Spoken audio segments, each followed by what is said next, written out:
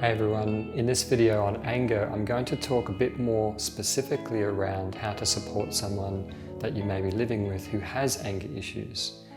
And like I've said before, the way to understand someone who has anger issues is to see them as someone who is hurt, or someone who has a lot of sadness and doesn't know for whatever reason, or isn't choosing to deal with that underlying hurt and sadness. And so because of that, one of the biggest issues that comes up for people who have anger issues is trust. Yeah, they tend to have a lot of trust issues. And so one of the best things that you can do for someone who has anger is offer consistency. Now, let me qualify what I mean by consistency, because what I mean by that is not so much your behaviors, because you might have faultless behaviors, but if you're reacting yourself, then that's not going to really offer the consistency that a person requires to drop the protection and start to open up and things like that more. So consistency is your presence. In other words, your quality of presence.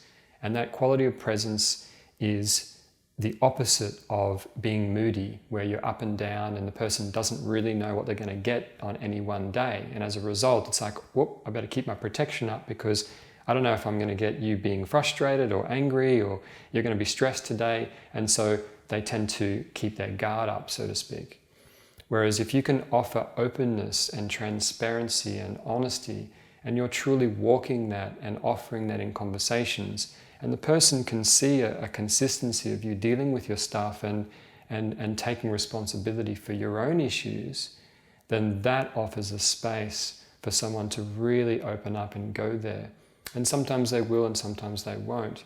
But it's not so much in the words that you speak to another. It's more in the way that you move, in the way that you are with them. If they can feel an openness in you, then they can feel, okay, this person's not going to abuse me. In other words, I'm not going to get hurt by this person. Because that's the whole point of anger, is to protect their hurts. So you have to be with someone in a way that they can feel, not by what you say, but they can actually feel from their sensitivity that you're not going to hurt them. And that's why being with them in that consistency eventually will basically win someone over, so to speak. If they're even just the slightest bit open to you, they'll eventually come around because they'll feel, well, I can just drop this protection because I don't need to harden up when I'm around this person because they're not going to harm me. And that's when you might find that the person starts to really open up and express how they feel about themselves, about what's going on with them and things like that. Whereas if you come to them wanting to know all of that information, but the way you do it is imposing, that has a bit of maybe protection of your own in it, then the person it's like meets like. And the person's like, I'm familiar with that, and you're not letting me in, so I'm not going to let you in either.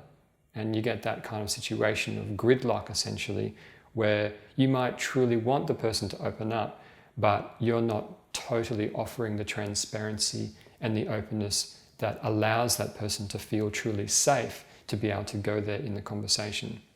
So this is not about blaming yourself if it's not happening at home and the person's not opening up. Definitely not.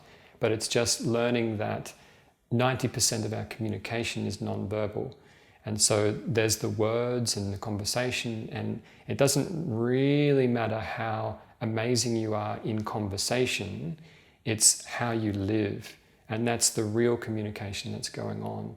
And if the person sees inconsistencies in the way you live and sees you up and down, then they're much less likely to open up because they don't know what they're going to get, and therefore they'll likely go, well, I'll just take the chance and remain in protection, because at least that way it's familiar and I know what I've got here and I feel safe here.